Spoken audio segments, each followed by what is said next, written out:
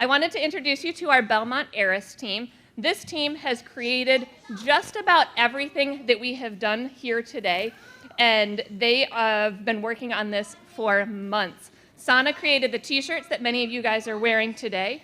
Declan, Liam, Jordan, Alexandra, Brisa, Antonio, Sana, and Ariana helped write interviews, started interviewing students, and created a video to share some of what we've learned. Antonio also created many of our morning news space facts of the day that you guys have seen through the morning news with Ms. Gondak. Thank you, Ms. Gondak. Zakaya, Marsala, Vivian, and many others from our team also worked together to pick our questions for today. They started with 314 questions.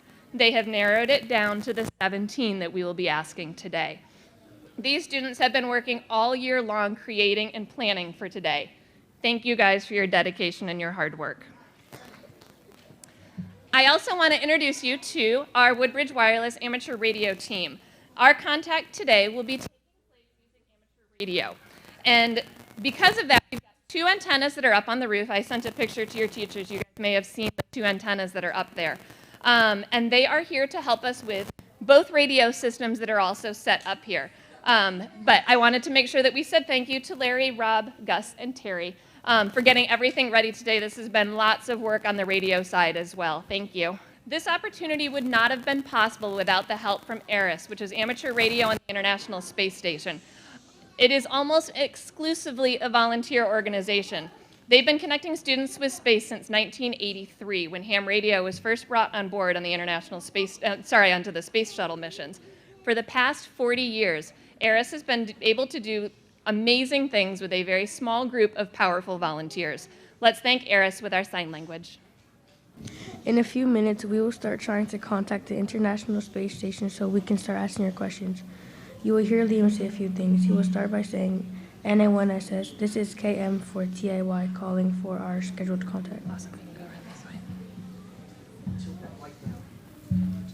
NA1SS and KM4TAY are called call signs. They are used by amateur radio operators. This contact is being conducted by using amateur radio, and these call signs are basically the names of the people who will be talking to each other. NA1SS is the International Space Station, and KM4TAY is Mrs. Lamont.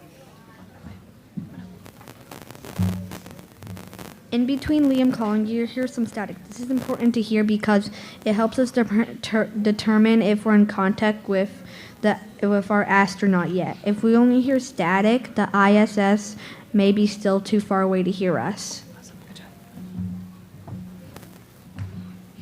Once the ISS gets close enough to hear you, you will most likely hear them call back KM4TAY. This is NA1SS. I can hear you. Over.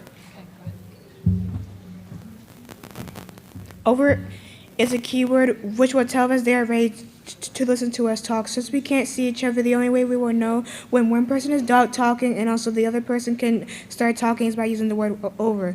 Once we start asking our questions, each question will end with over, so our astronauts knows that they can start answering the questions without missing anything else we are saying from our end.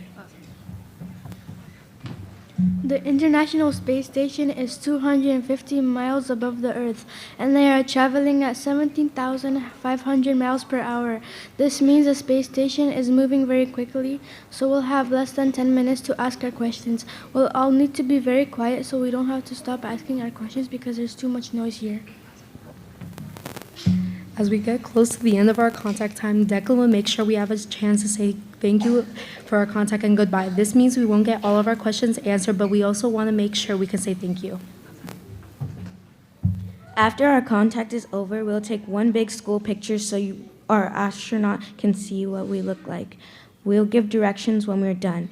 We are ready for Liam to start calling for our contact. All right, we have just a few minutes. Our contact officially starts at 12:03. So what we're going to be looking at today is we're waiting for the space station because the Earth is round. We're waiting for the space station to come close enough so that our radio waves can reach them. So that we're not quite there yet. It's kind of like waiting for a car to come around the curve. The car hasn't come around the curve yet, so we're waiting for the International Space Station to come up over the curvature of the Earth. We won't be able to get in contact with them until they are basically in a line of sight with our radios. The space station is going to be coming from about this direction. So if you were to look out towards the playground, it would be coming up from the playground.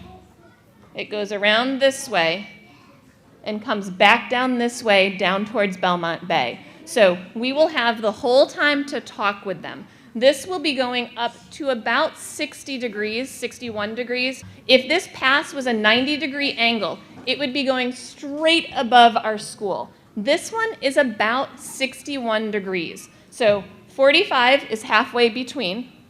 45 is here. So ours is going to be about here. It's going to be about 61 degrees as it passes from one side to the other. It will start going low. It'll get up to its highest point about here, and then it will start curving back down as it's traveling. So that's what we're going to be waiting for. As soon as it gets too far, it's going to be like the sun setting. So as the Earth moves, the sun appears to set. The space station is going to do the same thing. It's going to be coming all the way over here, and then it's basically going to disappear below the horizon. So in order to call for them, we're going to be using our call sign, which is KM4TAY, and Liam is going to have to call this a couple times. On top of our roof, we've got two antennas. We're using one of them. The other one is a backup antenna. I don't know if you guys saw them on your information that we sent out, but the antenna is very big. Our antenna is going to be bigger than the antenna that's on the space station. The space station antenna is only about this big. That means that our signal is probably going to reach to the International Space Station before they can reach us. So what we want to do in order to make sure that we can hear all of our contact and we get all of our contact time with Dr. Jeanette, then we want to make sure that we can hear all of it. So Liam will start calling. We have 2 more minutes? 2 more minutes, okay. What that is called is AOS, acquisition of signal. Acquisition is when we're going to get it. LOS is loss of signal. That's when it's going to go away, and that's at about 12:13. So that's going to be about a 10-minute pass. We will probably not hear them at 0, and we will probably not hear them at 0. So we're going to hear them a little bit in between. Do we want to start calling, or are we still pretty early? They're still below the horizon. Okay, so they're still below the horizon. We will wait for just a minute, and then Liam will be ready. NA1SS is KM4TAY calling for a scheduled contact.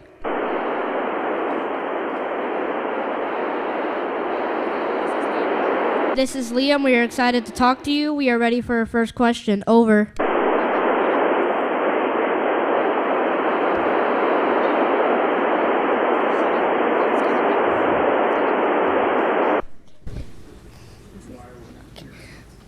For Ayat. This is Arham asking a question for Ayat. What happens to sweat in space?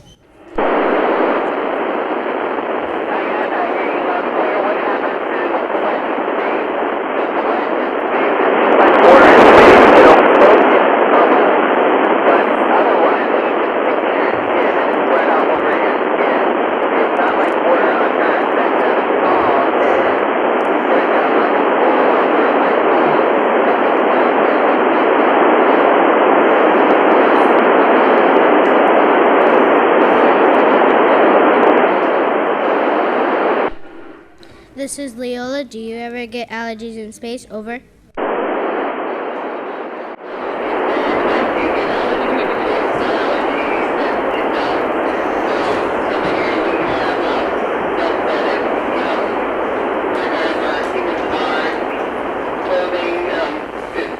Clothing, dead skin, different things, and I do have allergies here in space, so I take Claritin from time to time.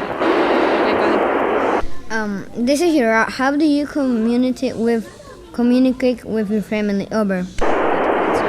Yeah, that's a great question. The same way I communicate with you, we can talk over the ham radio, but we also have software like Teams. We can call them and they can call us via Teams, and that goes through the satellites, and we can talk every day. So I miss them, but I can chat with them every day.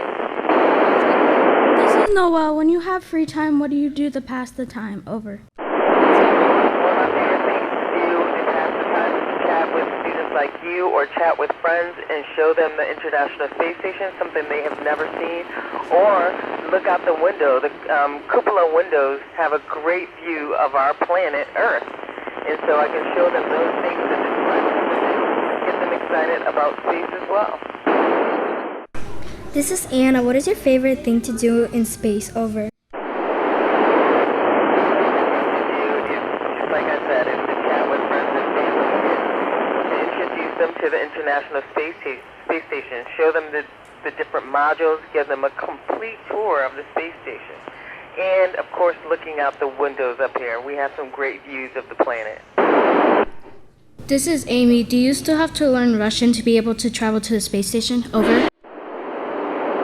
Yes, you do. That is one of our requirements, that you at least reach a minimum level of at least intermediate mid or better. And so we have 3 colleagues here who are from Russia, and we all have dinner from time to time together. So it goes a long way to, if you fly in the Soyuz, you can read all the procedures, and also for camaraderie and friendship. This is Gia. When you're sleeping in space, do you get claustrophobic or uncomfortable? Over. Yeah, sleeping in space is just like sleeping on the ground. I don't get claustrophobic or uncomfortable on the ground. If I get uncomfortable, I just roll over or something like that. So sleeping in space, even though you float inside your sleeping bag, is still very similar to sleeping on Earth. I actually sleep pretty well here in space. This is Alina. When you are launched up into space, does your blood pressure feel like it goes up to your head like on a roller coaster? Over. When we launched into space, I felt like I was on a roller coaster ride, but I didn't feel the fluid shift in my body until I got to the space station. And once I set foot in the space station, you could start feeling a little bit of it, but not really. So it's unlike anything that you've ever felt, but you do get a fluid shift in your body when you come to space, and you no longer have gravity pulling you down. This is Declan. Can microgravity impact the human body in any harmful ways? Over. Declan, in fact, we do a lot of exercise here because when you don't have gravity, your bones don't have a reason to, well, in general, it doesn't have a reason to grow. So gravity is a force that acts on your bones as an impetus to grow and grow denser. So we do lose some bone density and muscle. But what we do up here is we exercise every day. We do weightlifting, and we do cardio just about every day that we're here in the city.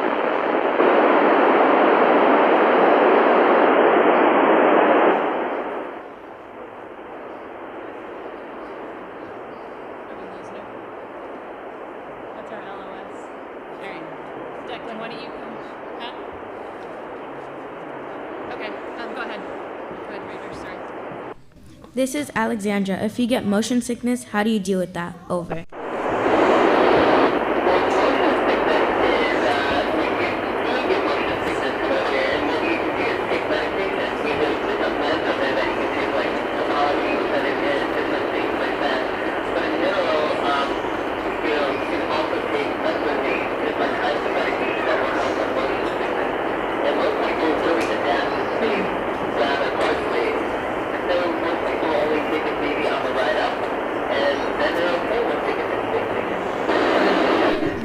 This is Sophia. How was the change to life in zero gravity? Over.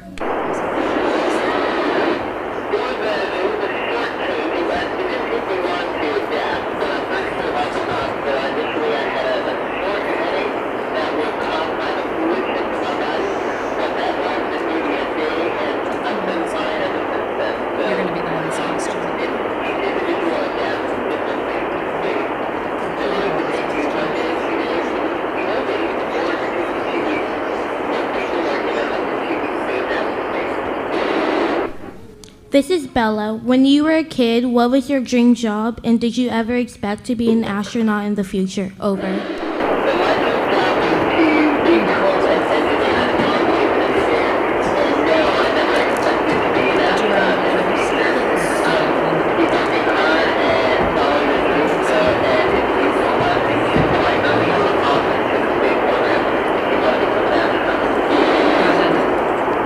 This is Declan, thank you so much for taking your time to talk with us. We really enjoyed talking with you today. Over. Okay,